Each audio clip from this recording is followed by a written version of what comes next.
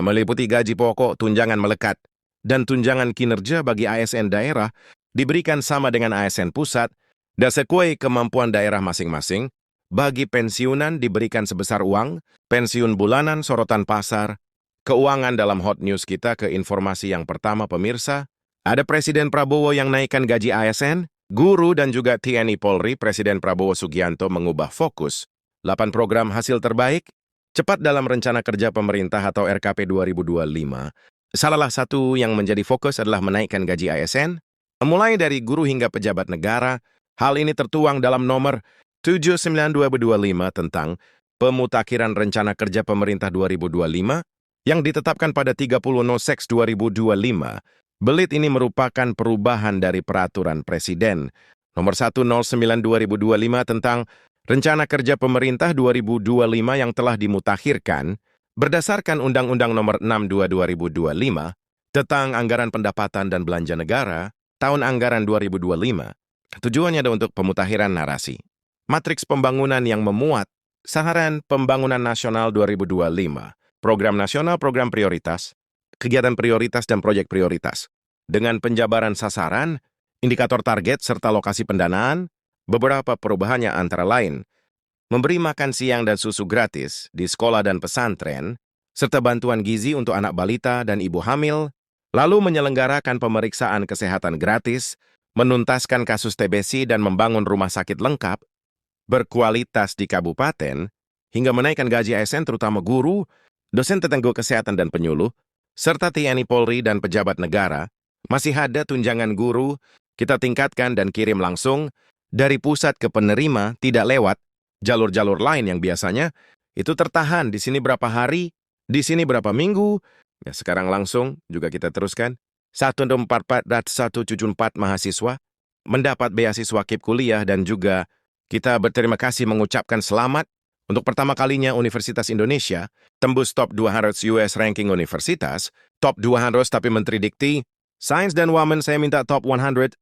Ya bisa-bisa pasti nanti akan disusul oleh ITB, UGM, ITS dan sebagainya. Baik Bapak Ibu, ASN juga pensiunan telah tadi kita simak ya salah satu informasi dari CNBC News, teman-teman juga bisa melihatnya dan tentunya itu mendapat informasi yang terpercaya ya dari media televisi, media cetak ya, di mana untuk gaji PNS 2026 ini tentunya masih mengacu ya kepada nomor 5/2024 di mana isu kenaikan belum final ya.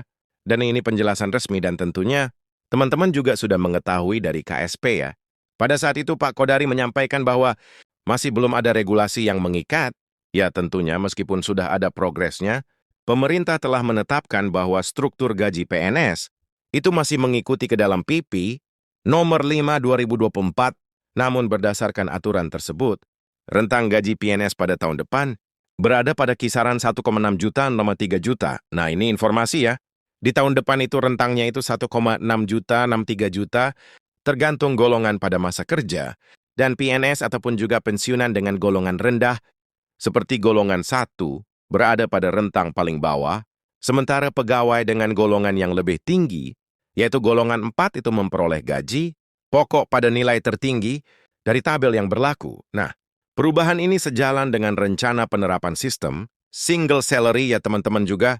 Nanti akan diberlakukan juga sistem single salary dan ini telah beberapa kali diucapkan langsung oleh Kepala BKN sebagai Ketua Umum Korpri Nasional Fauzi dan Arif Fakhrullah, di mana untuk penerapan sistem single salary ini yang merupakan gaji tunggal yang sebelumnya telah diwacanakan pemerintah sebagai bagian dari reformasi birokrasi, namun jika sistem ini diberlakukan secara penuh, maka seluruh komponen penghasilan yang sebelumnya terdiri atas gaji pokok dan berbagai tunjangan itu akan dilebur menjadi satu angka gaji final. Nah, sistem tersebut diklaim lebih transparan, efektif, dan mampu menyederhanakan perhitungan anggaran belanja pegawai.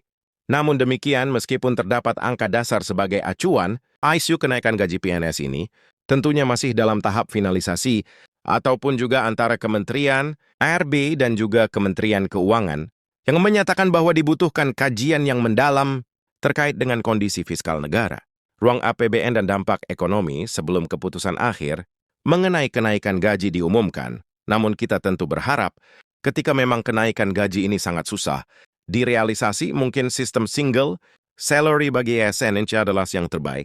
Nah, ketika sistem single salary ini terrealisasi, maka akan berdampak juga terhadap rekan-rekan pensiunan ya. Apakah mungkin sistemnya diganti menjadi fully funded ataupun juga masih sama seperti sekarang yaitu Paisugo, ya di mana gaji itu tiap bulan. Kalaupun fully funded ini bisa diambil secara sekaligus. Jadi bagaimana dibutuhkan oleh para pensiunan itu sendiri mau diambil secara sekaligus ataupun juga bisa dicicil ya seperti sama per bulan, namun tentu ini akan meningkatkan kesejahteraan di mana untuk sistem skema single salary ini bisa berdampak juga ya terhadap mekanisme ketika ASN atau PNS tersebut purna bakti seperti itu ya. Nah, itu akan lebih besar. Itu apa yang dikatakan oleh Fajar dan Arif Pakulo. Meski begitu, terdapat sinyal optimis bagi para PNS. Perpres nomor 79/2025 memberikan ruang kemungkinan adanya kebijakan revisi gaji sebagai bagian dari penataan sistem kepegawaian nasional. Jadi dalam Perpres nomor 79/2025. Nah, kita lihat di sini di poin ke-6 ya teman-teman. Ini bisa di-zoom bahwa ada yang menaikkan gaji ASN terutama guru, dosen tenaga kesehatan dan penyuluh TNI, Polri dan pejabat negara ya memang ketika gaji PNS itu naik ya gaji PNS P3K, maka akan dinaikkan juga gaji pensiunan. Nah, pemerintah dalam hal ini menegaskan komitmennya dalam meningkatkan kesejahteraan ASN, terutama yang telah bekerja lama dan berada pada lini pelayanan publik terdepan. Dengan diberlakukannya skema baru ini, para PNS kini diminta menunggu pengumuman resmi berikutnya sebelum menarik kesimpulan mengenai besaran pendapatan yang akan diterima tahun depan. Pemerintah memastikan bahwa informasi final akan disampaikan secara terbuka langsung ya. Informasi mengenai kenaikan gaji pensiunan dan juga PNS ini banyak dicari publik ya. Pembayaran gaji pensiunan PNS itu dilakukan atau dikelola oleh pemerintah sesuai dengan kebijakan pemerintah. Hingga kini, pemerintah belum mengumumkan adanya kenaikan gaji pensiunan PNS, namun yang ada malah untuk dirubah ya menjadi single salary. Dan itu telah beberapa kali diucapkan langsung oleh Menpan RB dan juga Kepala BKN, Fajar dan Arif Fakrullah ya, di mana sistem single selanjutnya ini diberlakukan di tahun 2026. Dan tentunya ini akan berdampak pula terhadap sistem yang selama ini dianut oleh para pensiunan yaitu PNS juga ya. Mungkin nanti single salary akan mendapatkan lebih besar ya, take home pay-nya atau THP-nya itu akan lebih besar kepada ketika nanti para ASN itu sudah memasuki purna bakti. Dan juga mungkin saja ya mudah-mudahan masa pensiunan ASN ini diberlakukan sistem fully funded ataupun juga sistem pesangon ya dibayarkan secara sekaligus. Namun ini tentu masih menunggu implementasi ataupun juga perencanaan dari Kementerian Keuangan. Seperti apa ya kemanfaatan RB sudah memulainya ya. Dimulai dari Perpres nomor 79/2025. Disusul oleh Kementerian RB yang menyurati langsung Kementerian Keuangan, dan kita akan saksikan juga salah satu pidato terbaik dari Presiden Prabowo Subianto di mana beliau sangat fokus untuk pemberantasan korupsi di negara ini. Dan tentunya dengan adanya pemberantasan korupsi ataupun juga uang, negara aman, nah ini ya bisa. Sekali lagi bisa mengamanatkan ya bahwa Presiden untuk mensejahterakan para pensiunan ya, dan juga para ASN baik PNS maupun juga P3K, silakan untuk menyimak uang-uang dari sisar, efisiensi penghematan uang-uang yang kita dapat dari koruptor-koruptor itu, sebagian besar kita investasi di LPDP. Mungkin yang 13 triliun, disumbangkan atau diambil oleh Jaksa Agung. Hari ini diserahkan Menteri Keuangan, mungkin Menteri Keuangan, mungkin sebagian bisa kita taruh di LPDP. Untuk masa depan ya saudara-saudara, salah satu program yang upaya kita untuk memperkuat pendidikan kita tahun ini akan memberi satu interactive flat panel, kayak layar ya, interaktif digital, 75 inch. Di tiap sekolah, SD, SMP, SMA, yang kita sudah adakan sekarang adalah, kalau tidak salah sudah dibagi ke mendekati 50.000 sekolah ya Menteri ya, Dikdasmen sudah 50.000 sekolah sudah dapat. Kemudian nanti, totalnya tahun ini 288.000, flat panel IFP, interactive flat panel, di situ sudah ada komputernya. Yang di situ bisa muat ratusan ribu konten, mungkin jutaan. Ia mendikdasmen ya, cukup banyak konten di situ. Jadi semua silibus kita akan ada di situ. Jadi sekolah-sekolah terluar terpencil, sekolah-sekolah yang tidak punya akses kepada guru-guru, yang baik atau guru-guru yang cakap di bidangnya, umpamanya bahasa Inggris, bahasa Mandarin. Matematik ini pelajaran-pelajaran yang susah. Ya ini bisa dibantu dengan ini. Dan ini kalau dia selesai dan dia mau kembali, dia bisa kembali anytime. Kalau tidak puas, mungkin si gurunya bisa kumpul, siapa yang kurang mengerti. Nanti sore kembali, kita tambah pelajaran. Guru-guru itu bisa dibantu. Dan juga di tempat tetap pusat di Jakarta. Iya, nanti saya mau cek Dikdasmen kemajuannya di mana. Kita akan bikin studio di studio ini. Guru-guru terbaik akan mengajar, dan pelajaran dia bisa diterima di seluruh pelosok. Indonesia jadi semua sekolah akan dapat akses kepada guru yang paling baik di bidang-bidang yang sulit. Yang sangat sulit selalu adalah, apalagi di gunung-gunung pulau terpencil, dijangankan itu saya yakin, di pinggir Jakarta ini juga masih banyak sekolah yang tidak punya guru-guru yang menguasai pelajaran. Pelajaran yang susah sekarang dari tempat studio yang terpusat bisa ngajar, bisa diterima oleh TDG Pribu, sekolah yang sulit dapat. Internet wifi, sekarang sudah ada teknologi, sangat murah bisa kita pasang, di tiap sekolah tidak terlalu mahal, Starlink mungkin masih agak mahal untuk bayar tiap bulan, tapi sudah ada teknologi yang lebih murah, dan saudara-saudara tahun depan, rencananya adalah kita akan tambah 3 layar, ya hari tahun ini kita mampu 1 layar, tahun depan kita akan bagi 3 layar, berarti di setiap sekolah akan ada 4 ruangan yang punya layar ini mudah-mudahan. Tahun 2007 kita bisa tambah lagi 2 layar lagi.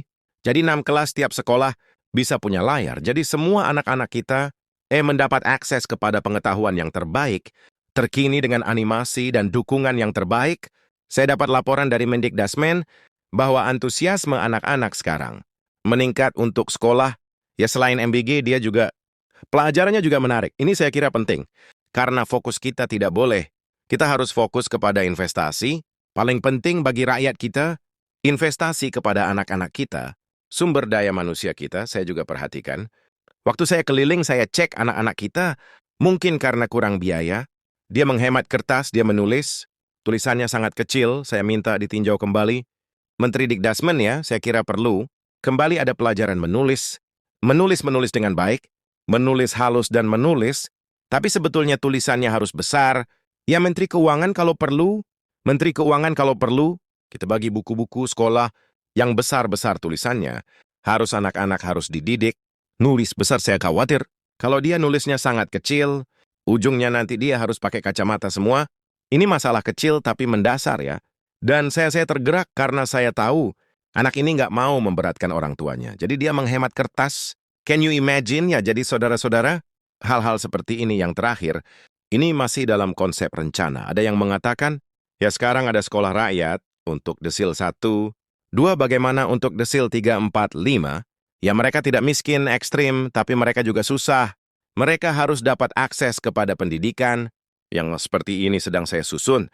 Saya minta dikti sama Dikdasmen, mungkin dibantu oleh kementerian lain juga, menyusun suatu satgas khusus, untuk mempelajari kita membangun sekolah terintegrasi di setiap kecamatan, berarti kita mungkin harus bangun 7 sekolah terintegrasi. Ini maksudnya sekarang SD, SMP, SMA, atau SMK terpisah, padahal ada fenomena karena mungkin angka kelahiran kita menurun, banyak SD kita kosong, ada gurunya 6, muridnya hanya 4-5, jadi ini tidak efisien. Mungkin kita konsolidasikan. Tapi di kecamatan ada salah satu sekolah, yang fasilitasnya sangat baik, tiap sekolah terintegrasi harus punya laboratorium yang cukup bagus, laboratorium, matematik, kimia, biologi, laboratorium bahasa sangat penting, lapangan kerja.